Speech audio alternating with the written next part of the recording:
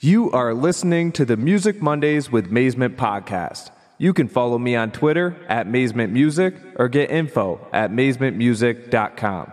You can find episodes of this podcast on Apple Podcasts, Spotify, YouTube, or go to musicmondays.co.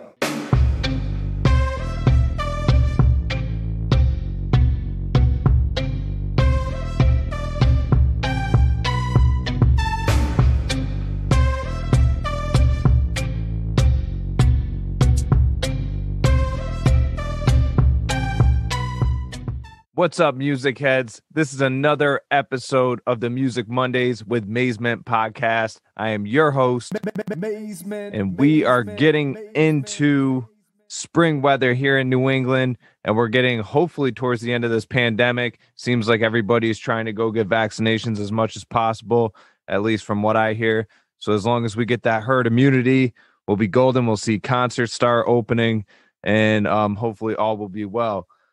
On other news, there's been a lot going on. I mean, the Grammys just happened, so we'll get into that a little bit, and then I'll talk about latest news, and then I'll be introducing a new artist on call with Nyasia Chane'l from New York as well. So, and then I'll close out today's episode with some music picks that I've heard lately that you might enjoy. As far as the release feast, I'm kind of revamping it. I'm going to hopefully relaunch it pretty soon in a new way to help independent artists.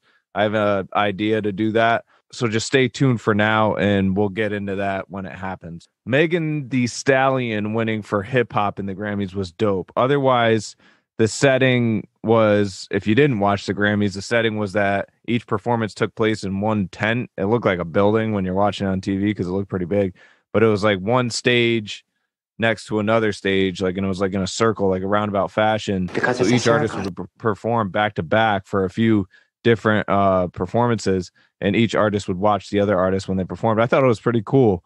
I mean, it was a different dynamic than what we're used to. Usually it's a big like corporate event and everything, which it was still, but they simplified it, it seemed, and made it more contained. And I thought that was awesome. There were some great performances. I mean, Post Malone had his, but one that stuck out to me that I felt I had to talk about, because when you're looking from a label's perspective, you're looking at what these labels and what these companies are putting into these performances. So one would be like Taylor Swift. Like, obviously her label's putting like buco bucks down for her set, which it looked awesome. Like, it made sense. Now, obviously Folklore wasn't her best album from a fan's perspective, but the set was worth it. Like, it's Taylor Swift's set. Of course it's going to be, crazy. Now, I think it was the Baby or Lil Baby had a performance, and the set was like phenomenal as well. And it seemed like the message that the set was representing was really powerful and direct. But the downside to it was I couldn't understand any words coming out of his mouth. Like, it wasn't, I don't even know if I consider it mumble rap, because it was like, I don't know. But either way, it was horrible performance. But the set was amazing. And it pissed me off so much because I'm like, if this was, a different rapper, even if it was like Jack Harlow or somebody, like, it would have came across better. It would have came across a lot like clearer and would have been a lot better of a performance. I mean, especially like Kendrick Lamar, if he was up there doing that at that set, game over. That would have been the, the performance of the Grammys. But other than that, I mean, the show was great. And other news, I'm pretty sure I mentioned this project on last episode, but I'm producing a project for another artist under my label, and it's actually being released on April 8th. So if you're listening to this, you're not going to hear anything else about it until next month after it releases. So on April 8th, on all major digital streaming platforms, go get On My Grind by Nerdy G, spelled exactly how it sounds. You got to check that song out. I produced it. I worked alongside Nerdy G to make it what it is. So I hope you enjoy it. Check it out. Let me know what you think. April 8th it comes out, and there'll be some more stuff in the works as well. You'll hear probably within the next month before this episode too. So stay tuned. Follow Nerdy G on Instagram, Facebook, Bandcamp, wherever you can. And, stay tuned for more on that project. Other than that, I had my first DJ gig during the pandemic this past weekend, and it was pretty crazy. I mean, it's obviously risky no matter what, wearing a mask or not. So it was kind of scary on that front, but I think it went well. I mean, comeback for me, it was great. I don't think I made too many mistakes, surprisingly, because usually, after a long time, I'm going to be making a lot of mistakes. But I got lucky. It worked out. Long gig. It was just risky. I don't know if I'm going to do another one anytime soon just because of that, because I feel guilty now. But luckily, I kept my mask on the whole time I'm a germ freak anyways. I think post pandemic, I'm probably going to have my mask on. I posted a meme or something like that recently, but I'm probably going to wear my mask. Now that I see I avoided the flu and a lot of people are avoiding the flu and avoiding other sicknesses like stomach bugs and stuff, I don't know. I might just wear my mask, brand them or something, get a different one for every day. Like I kind of do now, but more diversified. So I have more of a selection. I don't know. It's definitely a different dynamic having a pandemic go on and having an event. I tried not to let it get in the way of the quality of my performance that much, but definitely it was there, and I'm telling you this to encourage other DJs and other performers. If you're going to perform during the pandemic, just be safe, be mindful, common sense, if you're worried about the pandemic at all, which some people aren't, but if you are, wear a mask. If you're not, just respect those who are, and keep social distance, because that was key, in my gig. I had the facade around my DJ set up that, kept everybody back. So it was nice. But let me know what you think. Let me know how you've been dealing with DJ events. If you're a DJ or an artist or performer, let me know how you've been dealing with everything. Hit me up at musicmondays@mazement.co or shoot me a message on any of the social media platforms. Let's get into a fact. Music Mondays, music facts. R&B, also known as rhythm and blues, first became popular in the 1940s. Music Mondays, music facts.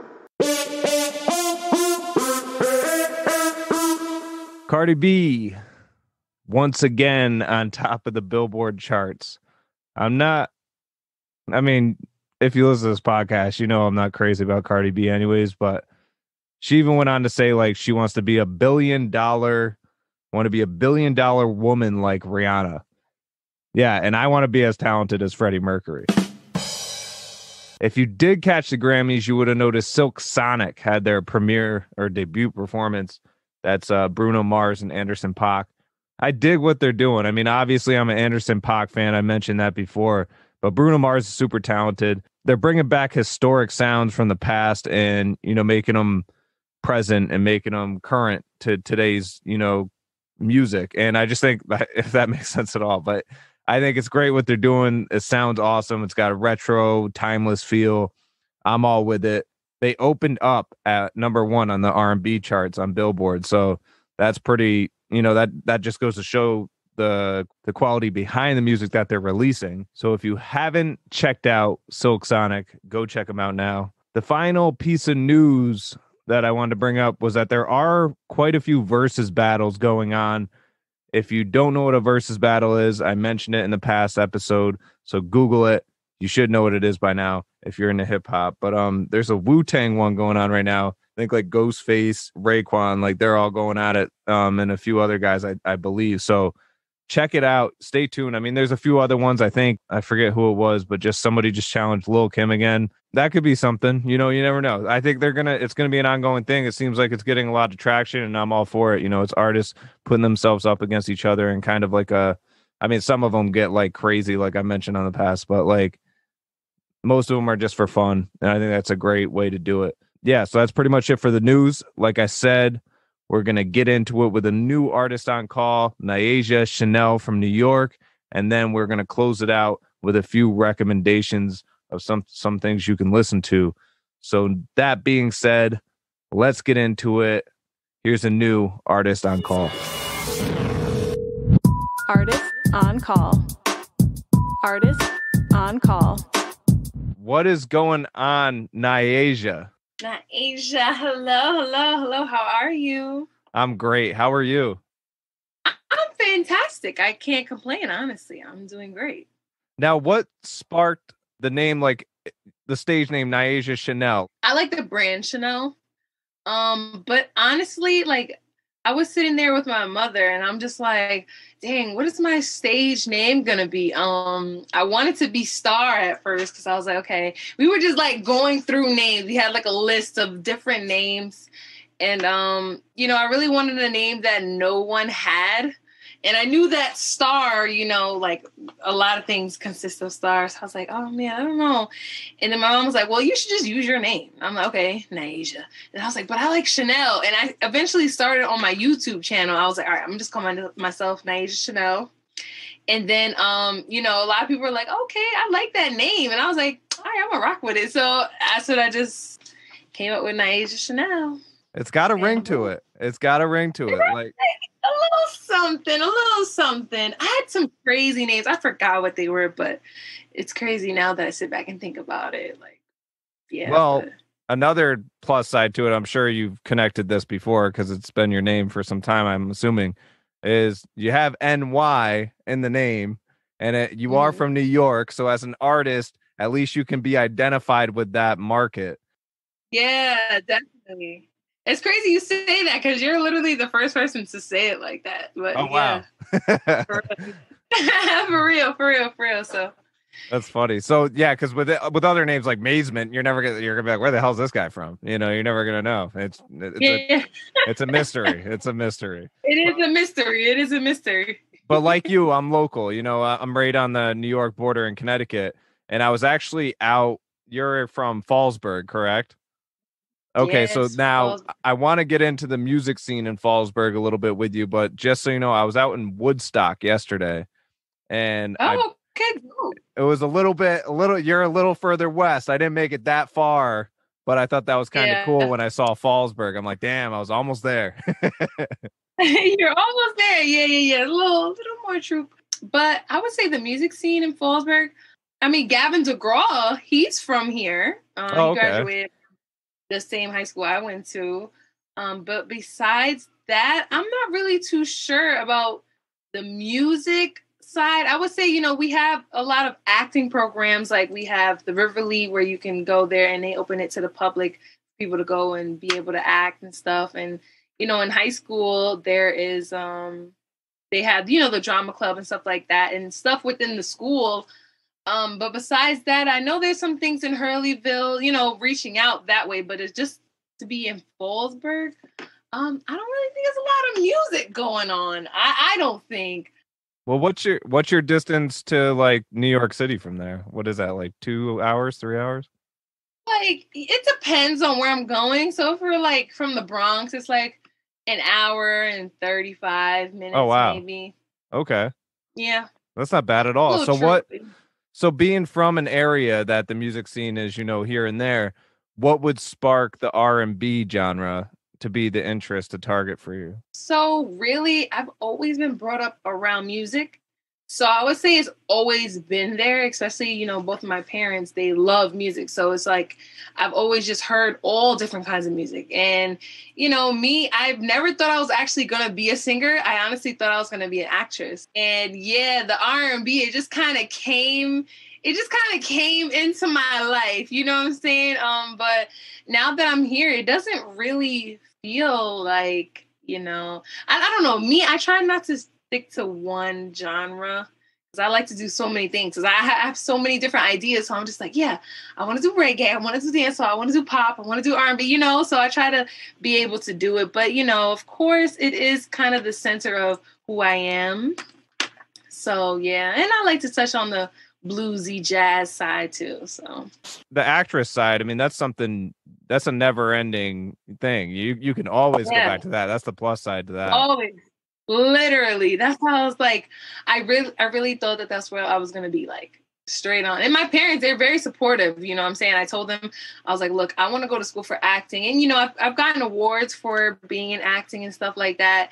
And I've took some classes and stuff. So I really wanted to do that. But, the music thing happened and it just, it didn't take me off course. I'm still going to do it. But, right now it's just a singing portion. But through these times, through the pandemic and everything, how do you stay motivated to keep pushing through, with these songs? Have you been able to write like effortlessly or has it been tough? Honestly, I'm not gonna lie. I went through a writer's block mainly because at first I'm so used to, when it first happened, I was like, okay, hopefully this will only last a month, because I was always having shows literally every week. It was a show, interview, we were always booked. So having that happen, it was just kind of a shock because I'm like, oh my God, I'm an entertainer, really? Because I like to, interact with people when I perform. I like to, interact. So with that happening, it was like, oh my gosh, so what do I do now? So I had a presence on social media, but it was more so kind of both. It was more so like social media and in person. But I feel like I was a little bit more in person. But other than that, I just had to learn how to not stand still. You know what I'm saying? Not let the quarantine, affect what I have going on. So I had to reapply myself on social media and try to like get on what's popular and what's going on and stuff like that. And unfortunately, with the deaths of everything that was happening during the time, I had to take a break from social media. I was like, wait, hold on, because it was a lot for me. Although I didn't know them personally, still it's a human life. So for me, it was just like, wow, I have to take a break and see how I can contribute to the music in some way that I can. So that's when, me and my team were like, okay, we have to come up with a concept that could express the frustration that we're feeling. So that's when I came up with Can't Stop Us during the time. And the Can't Stop Us, it illustrates us, uniting as one, of course, but also illustrating, the deaths and stuff that are happening in the world today. So that's when we came up with that. And I started to get into the groove of it because I kind of treat the quarantine as a pro and a con. So it's a pro because I got to really be able to become more of an artist. My parents, they bought me a studio and I was able to really learn how to record myself. You know what I'm saying? Before I didn't even think about recording myself. I was just thinking about like, let's just go to the studio and get it done. But they bought me in my own studio. I was able to become more in tune with that, able to focus more on my music. Having so many shows, you don't have a lot of time to be able to write, so it was more so like being able to work more on my craft. So that was a beauty. But of course the con is, you're not outside. It's, COVID. It's unfortunate, but I don't know. I take it as a blessing in a way. Well, we're lucky we're starting to get back into the warm weather now over here on like the New England area and the East Coast. But the one thing you're lucky for that I can somewhat relate to being in hip hop and like the EDM genre is your genre that you're categorized in could totally be utilized in like a downtime, especially because of like the current trend going on is like that really vibey, that really kind of gloomy vibe. I mean, I always reference Billie Eilish, but that's the easiest target to bring up.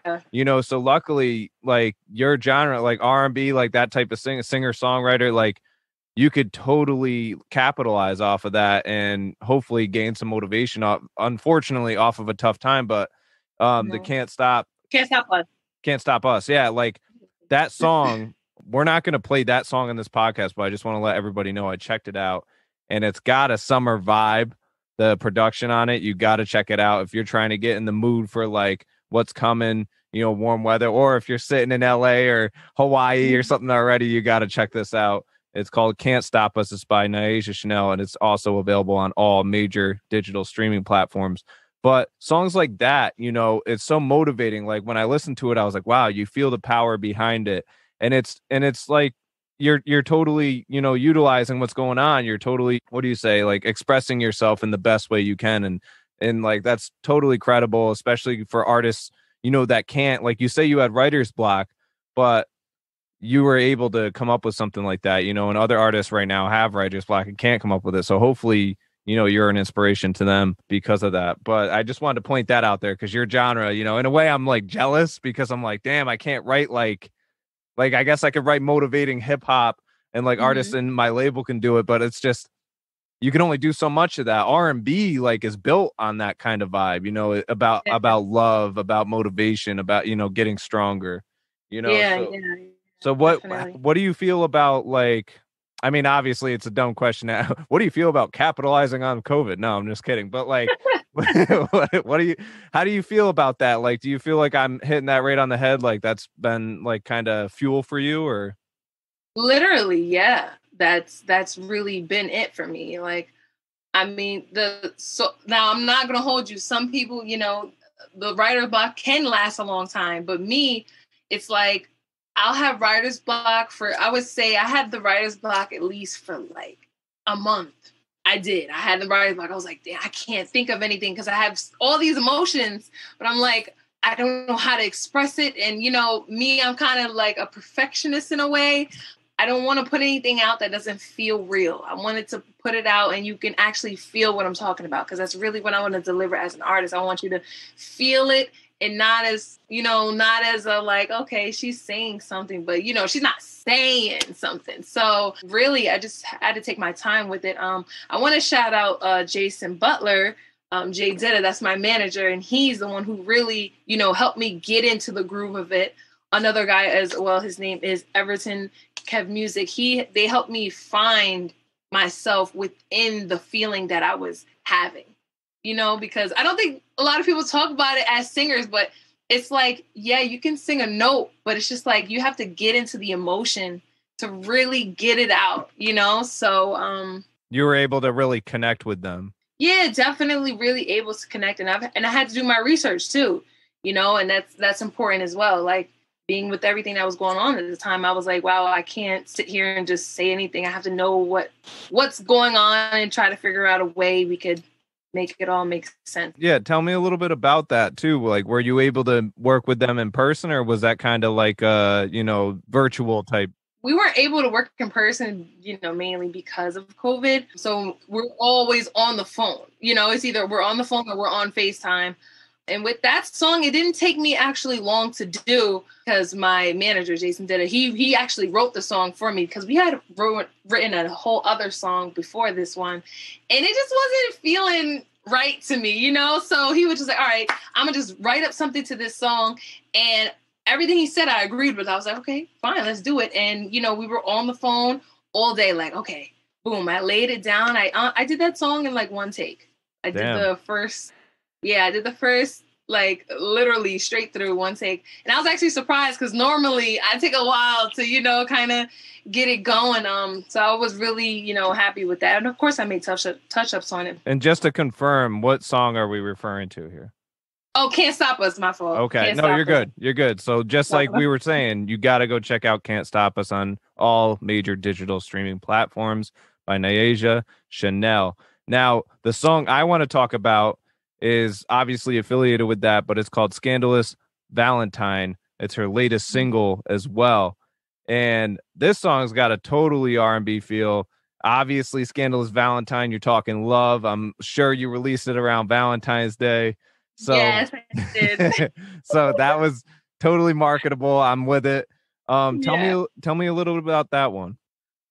So Scandalous Valentine is pretty much self-explanatory, very scandalous. I'm just kind of giving a different narrative of how people go through love. Sometimes I feel like people are not always with the right person, and, you know, you kind of settle. Not always saying that's true, but, you know, sometimes you settle for a person and you really want to be with someone else. So this is kind of what it's highlighting, you know, just a little bit of the struggles within relationships, and, you know, just exploring that idea. It was a different perspective. You know, I released it around Valentine's Day, like 2 days before Valentine's Day. And I didn't want to put out a song just about, okay, regular love, you know, like love song, you know.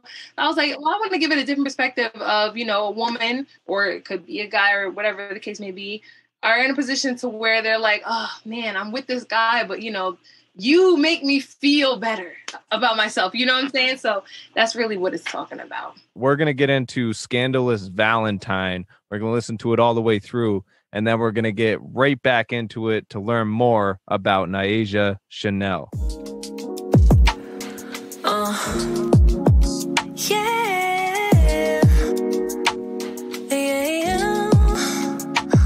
My man gon' be home soon. You the only one I risk it all with. Got me feeling so brand new. He don't get me like you get me. Guess I'm too much to handle. I'm going all in for your love. Without it, I'd be in shambles. I swear my love life is scandal. Cause you take my body high. I'd risk it all tonight. Got me on this roller coaster with you, I'm my man, oh my. Cause baby, you know what to do, and you know everything I like. I know you tired of the back and forth. We only got a few minutes before he's walking through the front door. You a thug, so I know you about that action type of feeling. Got me one more. I want you all in, dive deep into my love galore. Fuck that nigga, babe, I'm all yours. Cause you take my body high. I'd risk it all tonight. Got me on this roller coaster with you, I'm my man, oh my. Cause baby, you know what to do, and you know everything I like.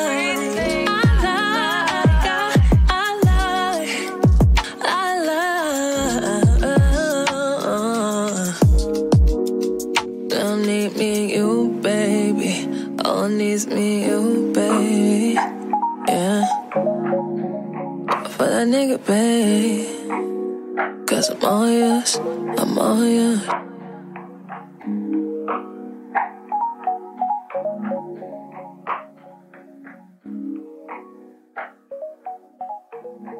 That was Scandalous Valentine by Nyasia Chane'l. You spell her name Nyasia. Chane'l is CHANE''L.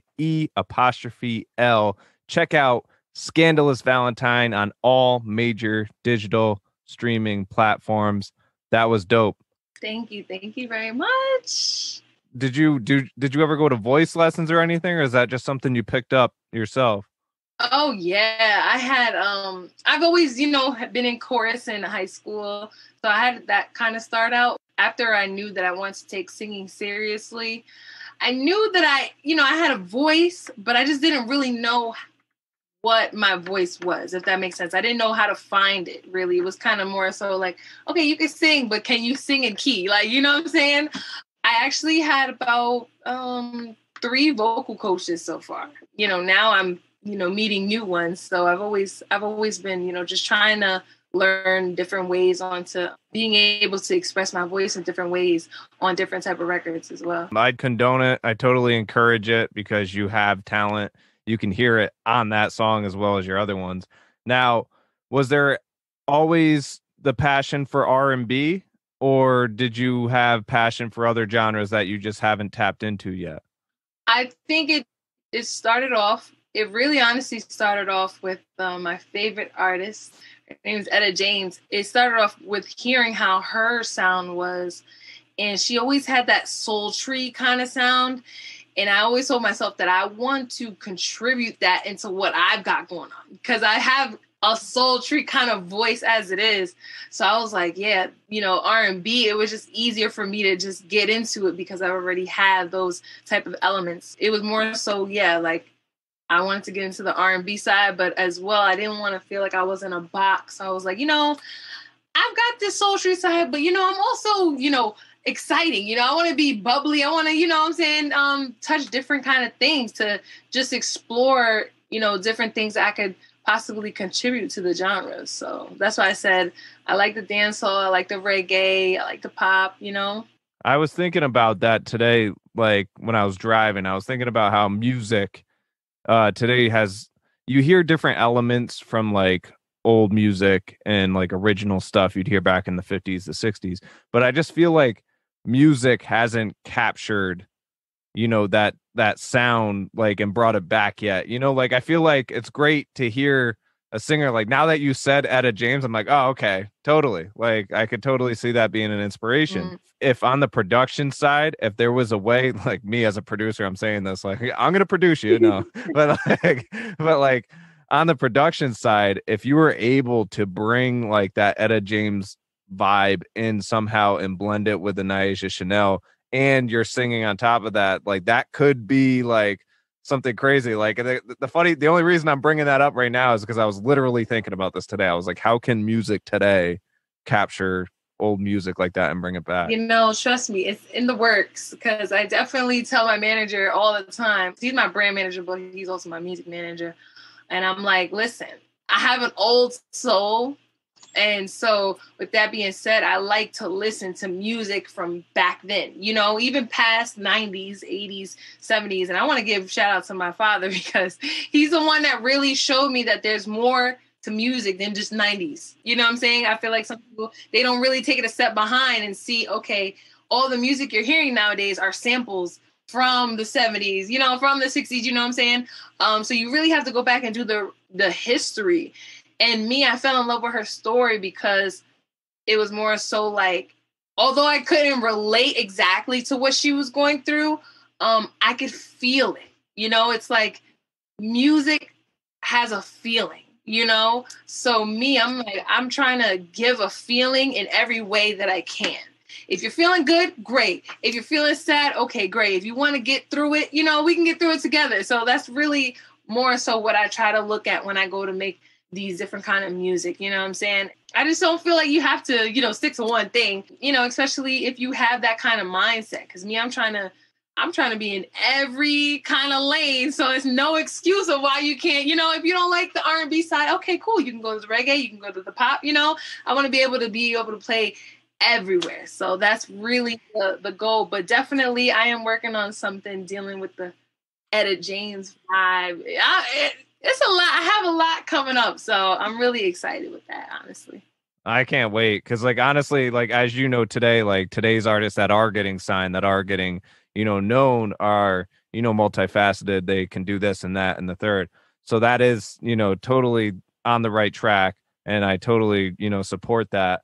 I mean, myself, like, I love blending genres. That's my thing. I mean, I've said it on this podcast numerous times. I blend hip hop with bluegrass. I do all sorts of stuff.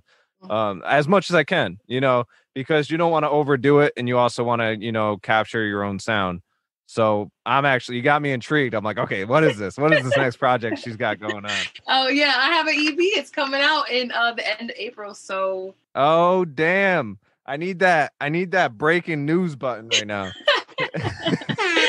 Definitely, that's crazy. Definitely, it's gonna be my first original music EP. I did a cover EP because for the first time when I was starting out, I noticed I was doing really good with covers, and you know the fans that were coming along with my journey, they're like, you know, I like the covers that you're doing. So I was like, okay, fine, I'll put a little idol EP together, a little cover EP. So I started off with that, but yeah, this project, I'm really excited about it. Mainly because I'm excited to get new music out there.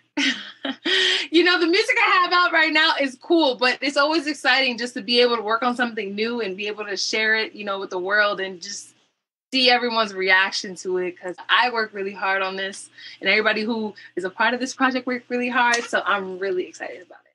Well, and it's also a way to show growth too. Like I noticed, like from an artist perspective, I look at if you ask me about any one of my releases, I'd be like, yeah, it sucked. Don't listen to it. Yeah. You know, but like I promote the hell out of it. Like obviously I busted, you know, some time on it and stuff, but I'm so much better now than I was then. Yeah. You know, they're like, oh, you released that song last week. I'm like, yeah, you'd be amazed on what I did in a week. Right. Literally, that's how it is. That's literally how it is. And I'm like, you know, I literally know what you're saying because I recorded a song last year. And now that I'm here, I'm like, oh, I'm not even at that. You know what I'm saying? Like, I have a different range now. So I'm just like, oh, do I go back and change it, you know, or something like that? But I definitely know what. It almost made me like want to rebrand recently. And then I was like talking to my team. I was like, yeah, should I just scrap the whole Mazement thing? And they're like, no. They're like, you've been building this. Like, if anything, you just, you know, give it a new feel, give it a new look, you know. You pretty much just adapt to a new style. But yeah, that's tough about being an artist. I mean, you mentioned earlier like perfectionism and stuff like that, but like one thing I've learned just as much as you probably learned is no song, no project is ever really done. Yeah, you know, we like the listeners to feel like they're done, but in our heart, in our mind, those songs still have a lot of work to do, and eventually we might come back to them, but it's still a work in progress. It's just great that, you know, listeners are like, yeah, we like it or whatever. Literally, that's how it is. This one song, I've been working on it for about 3 months now. I was like, no, it's not ready. We did 10 different mixes on it. And it was not right. You know, it just was like, it's like tedious things. But me, I'm like, oh, no, you got to stop it here. You got to, you know what I'm saying? It's like little things because me, I want to show people, like you said, growth. And I want to show them that I'm taking this serious. I'm giving you a new sound and a professional sound at that. You know what I'm saying? So that's how I'm like, it's crazy that you say that because literally I'm like, oh, it's still not perfect, but it's okay to put it out right now, you know?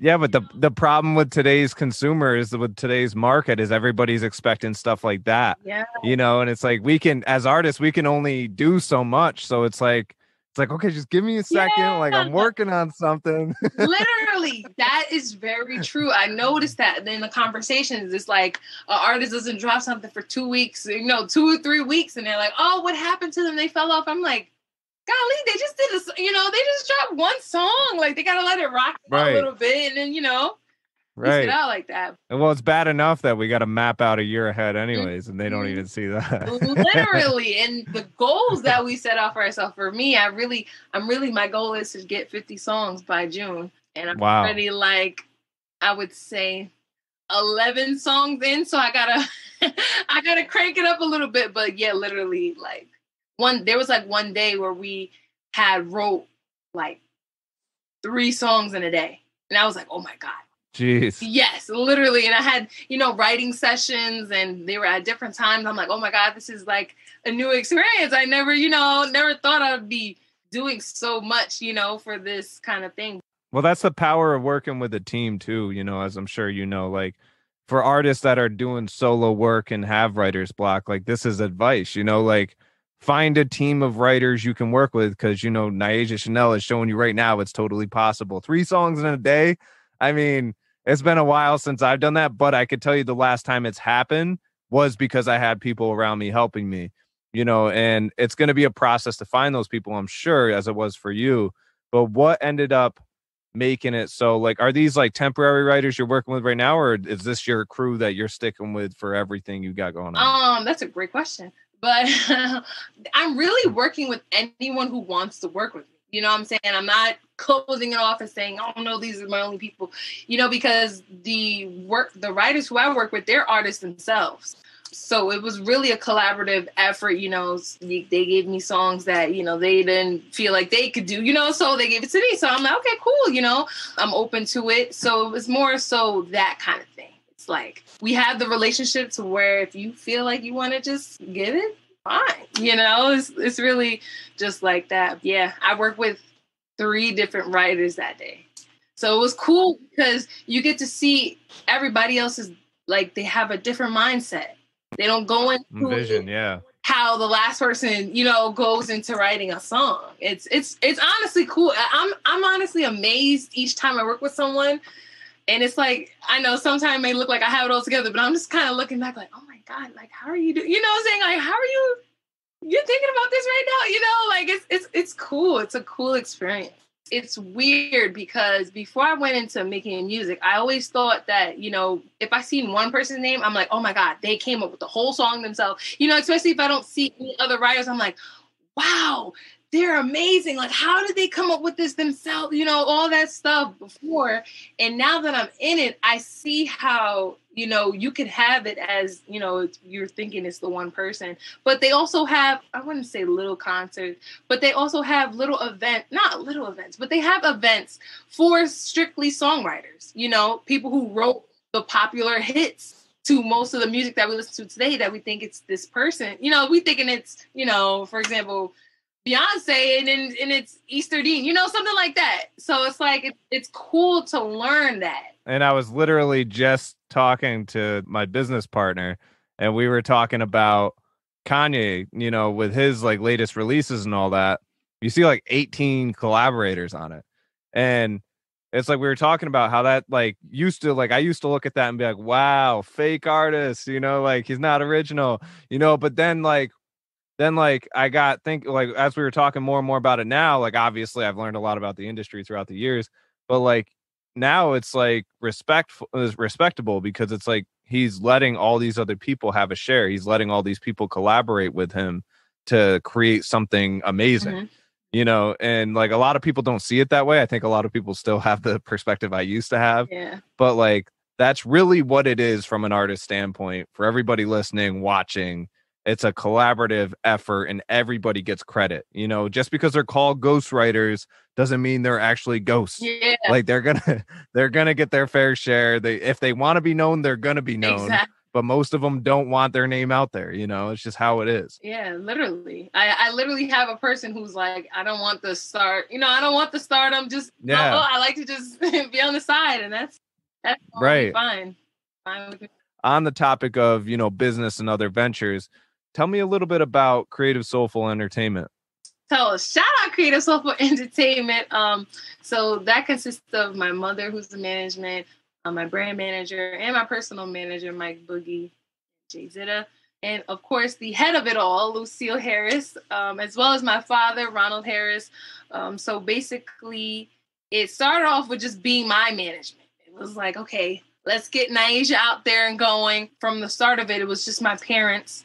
And then, you know, going through my career, that's when I came across my manager, Mike Boogie. And then he introduced me to my manager, my brand manager, Jay Zitta. So really, it's just a company that is a platform for artists who feel like if you want advertisement, if you want advisory, if you want, I said advertisement, advisory, and, you know, designs and stuff like that. It's a company for that. If you feel like that's what you want to do and you need help with it, you can come to Creative Soulful. The beauty about it is that we all have, you know, different mindsets. You know what I'm saying? So you're going to get different type of looks, you know, different type of exposures, opportunities, and stuff like that. So that's how Creative Soulful came about. And with that, Creative Soulful's in with everything that I have going for myself. So if I have merchandise out, Creative Soulful's a part of it. My podcast, Creative Soulful's a part of it. Speaking of which, tell me a little bit about your podcast too. Like what is the name and like what was the,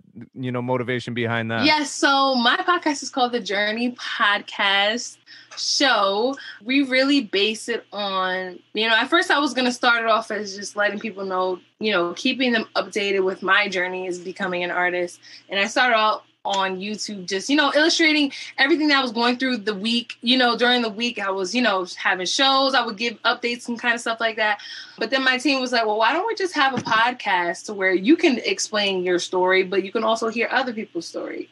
So really, we like to interview artists. Yeah, exactly. So we like to interview artists and just find out what their journey is and how they got to be who they are, just like this platform. And then at the end of our podcast, we have a segment which is called the Boogie's Booth, which is it allows rappers or poets to come on in the booth and spit whatever they want to, and we'll feature it a part of the podcast. So that's an awesome idea. Yeah, I like that right? Because me, I'm like, I have to incorporate something with music. You know what I'm saying? It has to be something. Yeah. And I'm really into rap. I can't rap though. Like I you know, I could do a little whatever. You know, I love it so much. So I'm just like, you know what? Let's just have a cipher. Like, you know, that would be fire, because I feel like there are a lot of rappers nowadays. So I feel like it applies to everything that we kind of have going on. So yeah, we got podcasts coming up really soon. It's just been trying to do, you know, have a career and push a podcast and, you know, be on every kind of platform. It is a lot, but it is a journey. That's why we called it The Journey. So everybody can understand everything that we got going on. Well, and I love how you have so many brands, you know, established around you that makes sense towards your, you know, personal brand, Nyasia Chane'l. You know, Creative Soulful Entertainment, the feel of it, the sound of it, it totally matches your style, totally matches your vibe. So like, I totally respect that. You know, in the Journey podcast, like, I love that. You know, obviously there's a lot of similarities, and I love that. And I love how you created the trademark, you know, segment for that end thing. You know, I haven't heard of another podcast doing anything like that. So do something, you know, it's cool. Thank you.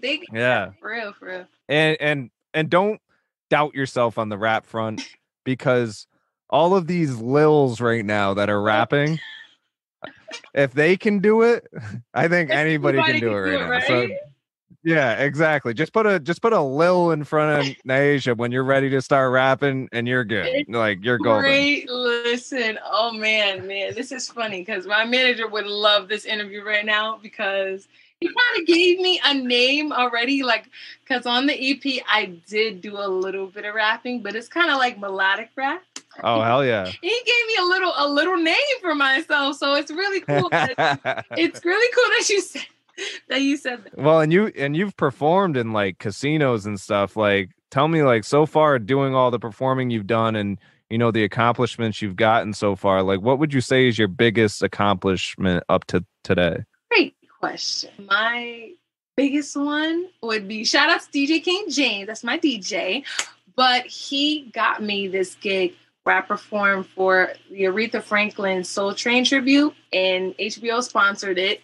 And I was nervous at first because I'm like, oh my God, Aretha Franklin. Like, it's just a big name to lead up to. So, that day, I would say that was the biggest crowd I performed for. It was like, I want to say 2,000 to 3,000 people. I did it. I had my backup singers, but it was really a experience because it was just a whole group of people who just enjoyed music, and especially Aretha Franklin music. And it was like this energy. It was kind of unexplainable. It was like so much love in there, and it was really a dope performance. It was right in Harlem too. I think, right at the Marley Park, something like that. But it was right in Harlem. It was really dope experience. So like you've like obviously following up with that, like you go into the city and work a lot, like musically. Do you ever go to like Poughkeepsie area, like over there to perform or record or anything? Oh, okay, I know the name. It's called Marcus Garvey Park. Sorry, you gotta get it. Oh yeah, okay, that's right. I don't want people to say, "Oh my gosh." But yeah, I perform in Poughkeepsie. I perform at the Mystic Cafe. I also perform with Tim McQueen, who's really popular out there. I work with his artists as well. Poughkeepsie used to be like my spot, like. When I was, I lived in Dutchess County for a little bit, and I had a studio on Academy Street there that I was rocking. Still shout out to Daryl, I think his name was. Either way, crazy studio. You got to check it out if you're a hip hop artist. It's literally only for hip hop artists and R&B artists. So rock musician. I did bring a rock musician in there one time, but he was just in the booth. He didn't play anything. Oh, snap. Yeah, so Poughkeepsie's definitely got a nice music scene. I'm not sure how it is lately, but I've done some performances there at like the Grand Hotel. The Chance is right there next to the studio. Oh, yeah, there's so many. Yeah. I was going to say the Chance because that's like the most popular one. Yeah, I mean, I like the fact that like obviously Fallsburg is limited, but the cool thing is like looking at it now, like as I'm bringing up these places, like it is kind of cool how you're west of those places, but like they're all on the way to the city technically, every place. Yeah. So it's like you could do a small tour, or you could just do this and that there and then make your way over to the city. Like that's kind of a cool route to take. So obviously we're wrapping up the pandemic here and we're getting towards the end of it. It seems like everything's working out the way it should. Fingers crossed. But what's next on the plate besides the EP for Nyasia Chane'l in 2021? So much. There is so much that I want to contribute. And honestly, I can't put a nail on it because I want you guys to stay along with me on this journey to see everything new I have going on.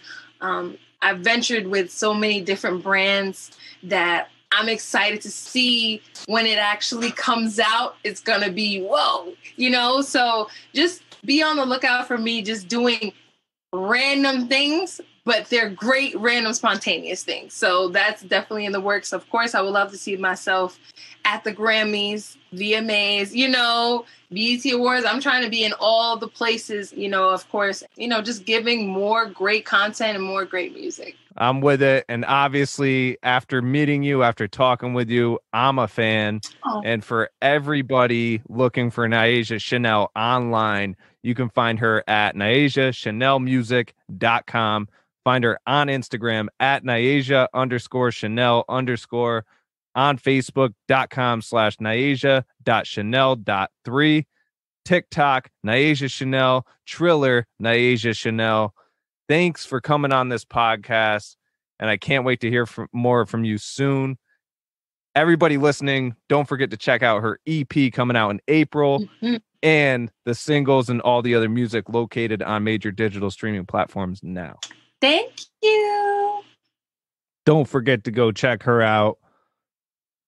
I hope you enjoyed that Artist on Call as much as I did. But like I said, let's close out today's episode with a few recommendations for stuff you should check out. Lately, I've been listening to nothing but hip hop, really. So these few recommendations I'm going to give you are only hip hop oriented. Don't turn it off just yet, though. You might enjoy them. Here we go. The first one is Lost by NF and Hopsin. NF kind of gives his usual type of sound. He didn't really change it up at all, but having Hopsin on it, differentiates it a little bit, makes it a little bit better. Another one is Wrangler with the Top Off by Troy Ave. It's a little different than what I'm used to usually, but I enjoyed it. It got stuck in my head for a few hours, so it's worth a listen. And the final one is another artist that I brought up recently that I became a fan of is Armani White. He came out with one called Grateful. That's worth checking out as well. But with all that being said, that is this month's episode of Music Mondays with Mazement. And if you haven't already checked out the website, go check it out, musicmondayspodcast.com. You can hit me up with any questions, any recommendations, anything you feel you want to add to this podcast at musicmondays@mazement.co, or shoot me a message on any of the socials. I'd be happy to reach back to you. And thank you for tuning in. I can't wait to, share the rest of the big news that's coming within the next few months with you. But for now, don't forget to check out On My Grind by Nerdy G on April 8th on all major digital streaming platforms, produced by yours truly. And until next month.